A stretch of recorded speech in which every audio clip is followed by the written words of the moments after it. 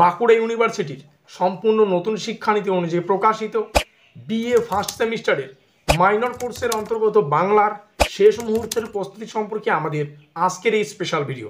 কাজেই আজকের এই ভিডিওটি কিন্তু তোমাদের জন্য খুবই গুরুত্বপূর্ণ হতে চলেছে।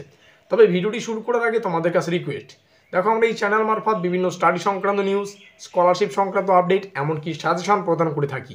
কাজেই খুব ভালো হবে যদি আমাদের চ্যানেলটিকে সাবস্ক্রাইব করে দিয়ে আমাদের পরিবারের সদস্য নাও। তো যাই হোক, শুরু করছি আমাদের আজকের এই স্পেশাল ভিডিওটি।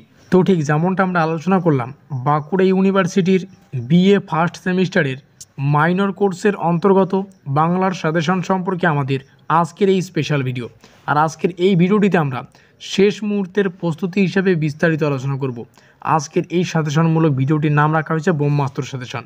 আজকের এই ভিডিওটি তোমরা শুরু থেকে শেষ পর্যন্ত দেখতে পারলে মাইনর কোর্সের অন্তর্গত বাংলা সম্পর্কে তোমাদের আর কোনোরূপ মাথা ব্যথা থাকবে না। তো প্রথমে আমরা মঙ্গল কাব্য সম্পর্কে আলোচনা করব। মঙ্গল কাব্য থেকে কোন কোন 2 নম্বরের প্রশ্ন এবং 5 নম্বরের প্রশ্ন পড়বে সে সম্পর্কে দেখে নেওয়া যাক। দেখো, মঙ্গল কাব্যের হাতে গোনা জাস্ট 2 নম্বরের কিছু প্রশ্ন তোমাদের সামনে তুলে ধরবো, আর কিছু 5 নম্বরের 10 নম্বরের প্রশ্ন তুলে ধরবো। এই কয়েকটা প্রশ্ন প্র্যাকটিস করলেই মঙ্গল কাব্য থেকে এর বাইরে আর কোনো প্রশ্ন পড়তে হবে না। এই রয়েছে আমাদের মঙ্গল কাব্যের 2 নম্বরের প্রশ্নাবলী। মঙ্গল কাব্য কাকে বলে উদাহরণ দাও। মঙ্গল কাব্যের গঠন। অষ্টমঙ্গলা কাকে বলে। মঙ্গল কাব্যের ছন্দ। মঙ্গল গানকে পাঁচালী গান বলা হয় কেন, আর হচ্ছে শিবায়ন। যদিও 4 নম্বরের যে প্রশ্নটা, অর্থাৎ মঙ্গল গানকে পাঁচালী গান বলা হয় কেন, এই প্রশ্নটা কিন্তু 5 নম্বরের জন্য আসতে পারে, আবার 10 নম্বরের জন্য আসতে পারে।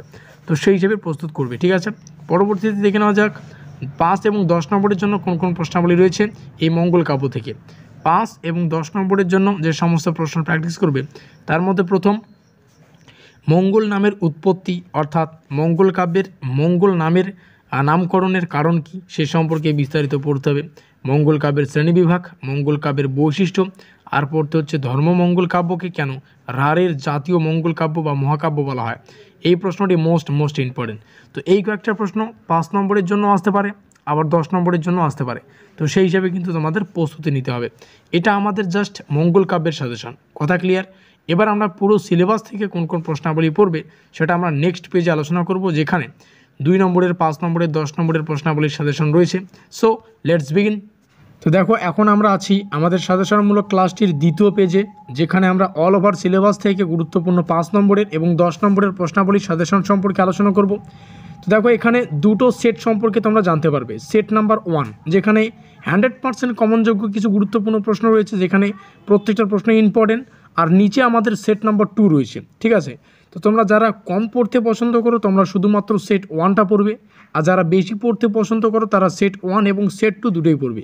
আর যারা সেট 1 এবং সেট 2 দুটোই 100% পড়বে তারা কিন্তু 100% কমন পাবে, কথা ক্লিয়ার। তো সেট 1-এর গুরুত্বপূর্ণ প্রশ্নাবলী লিস্টের প্রথম প্রশ্ন, বাংলা সাহিত্যের যুগ বিভাগ করে আদি ও মধ্যযুগের প্রধান সাহিত্য বা প্রধান সাহিত্য কীর্তি পরিচয় দাও। দেখো, এই প্রশ্নটি 5 নম্বরের জন্য আসতে পারে, 10 নম্বরের জন্য আসতে পারে। তার জন্য একটা লিস্টেই কিন্তু 5 নম্বরের আর 10 নম্বরের প্রশ্নাবলীকে রাখা হয়েছে। আর এখান থেকেই যেমন বাংলা সাহিত্যের যুগ বিভাগ করে, তাহলে এখানে আদি যুগ পাবো, মধ্যযুগ পাবো। তো আদি যুগ সম্পর্কে আলোচনা করো, 2 নম্বরের জন্য আসতে পারে। তো অলরেডি অল ওভার বুঝতে পারছো, একটা প্রশ্নেই কিন্তু 5 নম্বরের, 10 নম্বরের এবং 2 নম্বরের ছোট প্রশ্নগুলি লুকিয়ে আছে। সেই হিসাবে তোমাদের প্রস্তুতি নিতে হবে। তো 2 নম্বর প্রশ্ন, 3 নম্বর প্রশ্নগুলি তোমরা অবশ্যই দেখে নেবে। আমি জাস্ট স্ক্রল ডাউন করছি, প্রত্যেকটা প্রশ্ন ইম্পর্টেন্ট।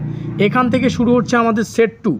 সেট 2 এর প্রশ্নাবলীর লিস্টের প্রথম প্রশ্ন, বাংলা ভাষা ও সাহিত্যের উদ্ভব, বাংলা সাহিত্যের যুগ বিভাগ। প্রত্যেকটা প্রশ্ন দেখে নেবে, আমি জাস্ট স্ক্রল ডাউন করছি।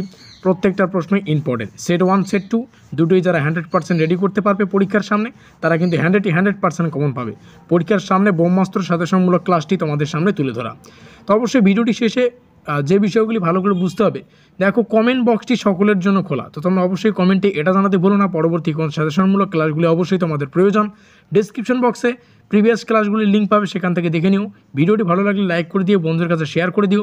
এখনও পর্যন্ত আমাদের পরিবারের সদস্য না থাকলে চ্যানেলটিকে অবশ্যই সাবস্ক্রাইব করে দিয়ে আমাদের পরিবারের সদস্য নিও। তো আমাদের আজকের এই স্পেশাল ভিডিওটি এই পর্যন্তই।